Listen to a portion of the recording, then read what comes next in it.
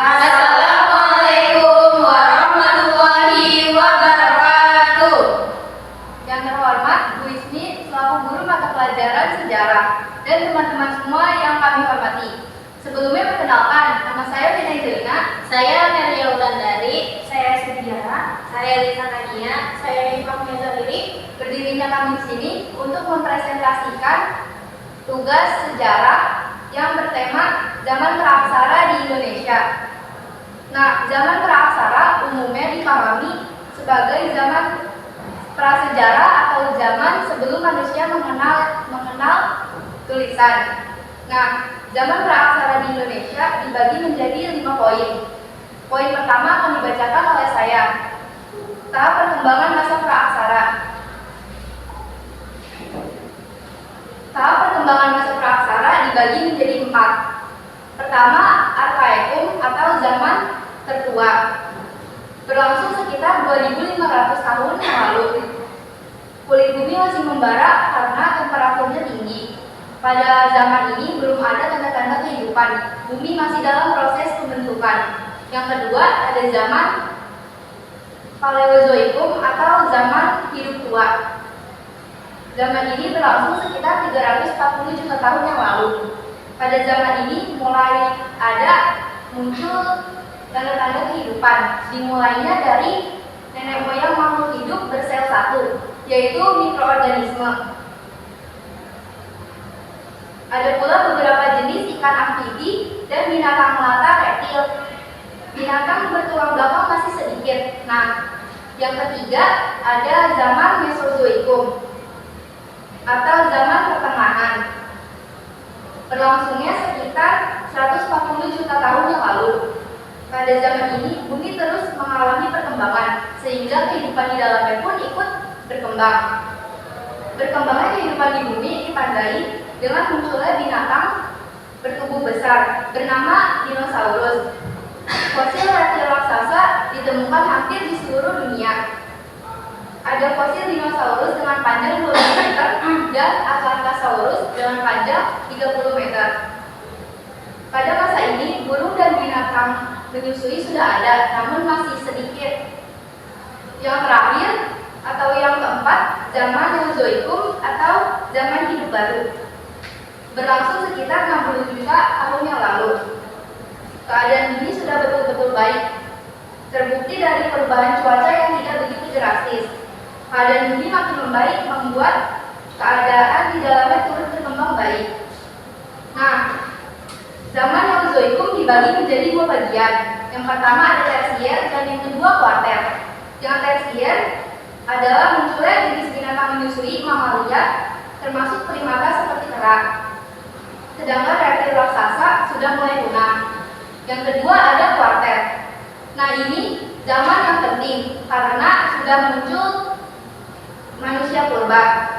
Di zaman kuarter ini dibagi lagi menjadi 2 bagian, yaitu zaman Pleistone dan zaman Holocene. Zaman Pleistone atau Diluvium atau zaman es. Pada masa ini keadaan bumi tidak stabil, bahkan seringkali suhu menurun drastis. Yang kedua atau yang terakhir adalah zaman Holocene atau Alluvium. Pada masa ini, sebagian es di kutub mencair dan menyebabkan permukaan air laut naik. Selain itu, telah hidup Homo sapiens atau manusia yang pintar. Oleh karena itu, kebudayaan sebagai ciptaan manusia mengalami perkembangan dan kemajuan yang luar biasa. Nah, selanjutnya poin kedua adalah kehidupan masyarakat praaksara akan dijelaskan oleh Amelia Wulandari. Oke, saya akan menjelaskan poin yang B. Yang pertama, masa berburu dan mengumpulkan makanan. Kehidupan masyarakat pada masa itu sangat tergantung pada alam. Mereka memperoleh makanan langsung dari alam. Yang kedua, masa bercocok tanam. Melalui perjalanan waktu yang panjang, manusia sebagai makhluk yang berbudaya mengalami perubahan dan perkembangan. Yang ketiga, masa perundingan. Pada masa bercocok tanam, masyarakat prasejarah hidup menetap, mereka bekerja untuk memenuhi kebutuhannya. Oke,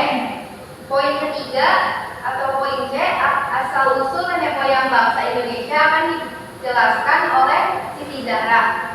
Baik, saya akan menjelaskan bagian C tentang asal-usul nenek moyang bangsa Indonesia. Para ahli hanya memiliki beberapa kemungkinan, yakni melalui beberapa kajian. Yang pertama, kajian ilmu, dan yang kedua, migrasi ras ke Indonesia. Kajian ilmu ada 3 macam. Yang pertama, bukti arkeologis, bukti linguistik, dan bukti biologis. Bukti arkeologis adalah hasil budaya manusia purba asli Indonesia, adalah kebudayaan Batu Tua, Paleolitikum. Dan yang kedua, bukti linguistik adalah bukti bahasa yang digunakan di Kepulauan Nusantara, termasuk rumpun bahasa Austronesia, bahasa yang terdiri atas bahasa Indonesia, Polinesia, Melanesia, dan Mikronesia. Yang ketiga, bukti biologis adalah bukti mencari kesamaan fisik antara manusia Indonesia dan manusia yang hidup di negara seperti Indo dan Cina, Thailand, dan Malaysia. Yang kedua, migrasi ras ke Indonesia. Ada 3 macam. Yang pertama, ras Papua Melayu, ras Proto Melayu, dan ras Detro Melayu. Ras Papua Melayu berasal dari Tonkin di daerah Westkon Coabit, Vietnam Utara. Persebaran ras Papua Melayu sebagai melalui jalur timur. Yang kedua, ras Proto Melayu atau Melayu Tua, berbahasa Melayu Austronesia, berasal dari Yunan, daerah Cina. Sisa-sisa Proto Melayu yang masih ada sampai sekarang adalah suku Batak, suku Dayak, dan suku Toraja. Yang ketiga, ras Detro Melayu atau Melayu Muda, juga berasal dari Tonkin melalui persebaran yang terjadi atas ras Papua Melayu. Sisa-sisa ras Detro Melayu adalah suku Jawa, Melayu, Bugis, dan Minang. Nah, sekarang Zaman Batu Tengah atau Mesolitikum, kebudayaan zaman Batu Tengah sudah lebih maju dibandingkan zaman Batu Tua. Peralatan pada zaman ini kebanyakan ditemukan di dalam gua-gua bekas tempat tinggal, seperti di Gua Lawa di Sampung Ponorogo. Zaman Batu Muda atau Neolitikum, masyarakat penduduk kebudayaan zaman Batu Muda Neolitikum sudah jauh lebih maju dari masyarakat pendukung kebudayaan zaman Batu Tengah. Sebagian dari mereka sudah hidup menetap, belajar bercocok tanam, dan berternak. Teknik peleburan dan pengecoran logam dikenal pada masa pendakian. Ada 2 teknik yang digunakan untuk membuat peralatan dari logam. Teknik Bifo dan teknik kecil.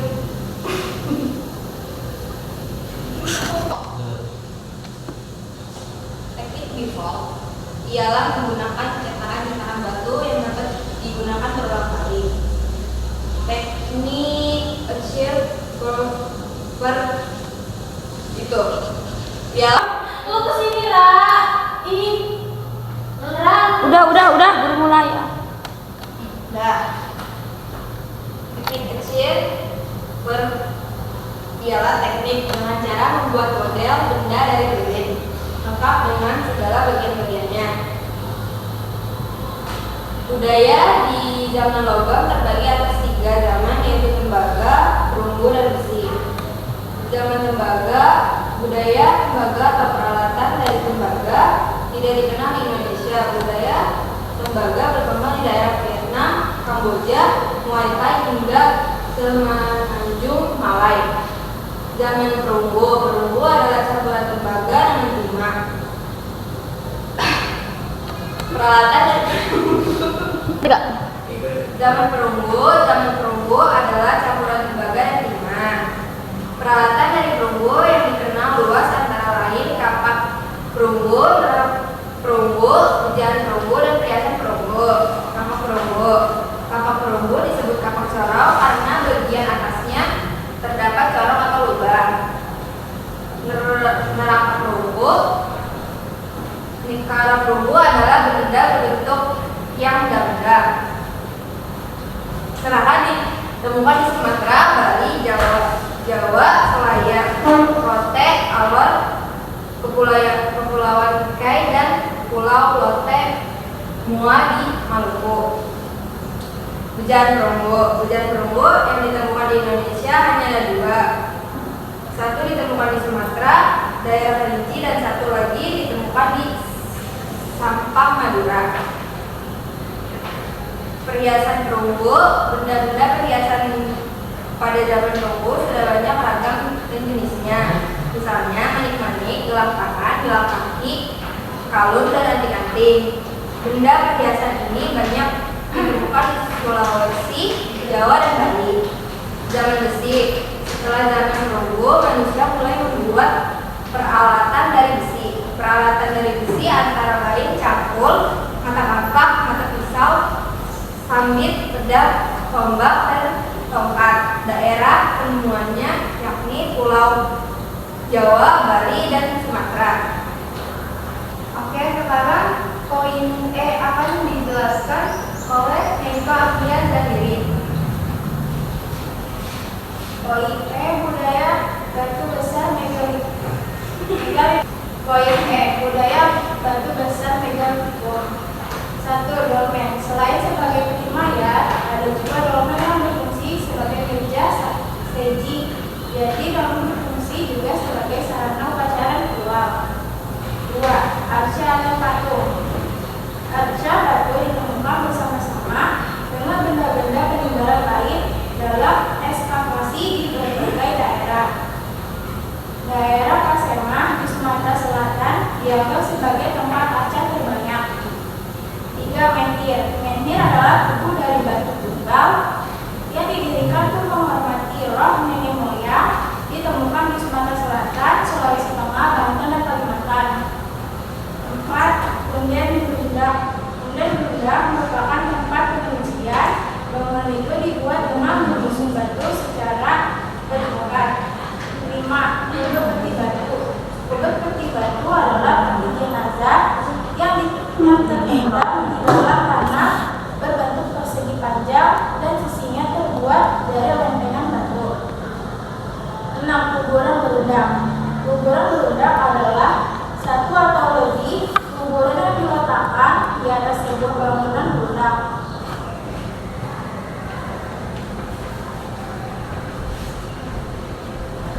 Sekian presentasi dari kelompok kami, kurang lebihnya mohon maaf. Wassalamualaikum.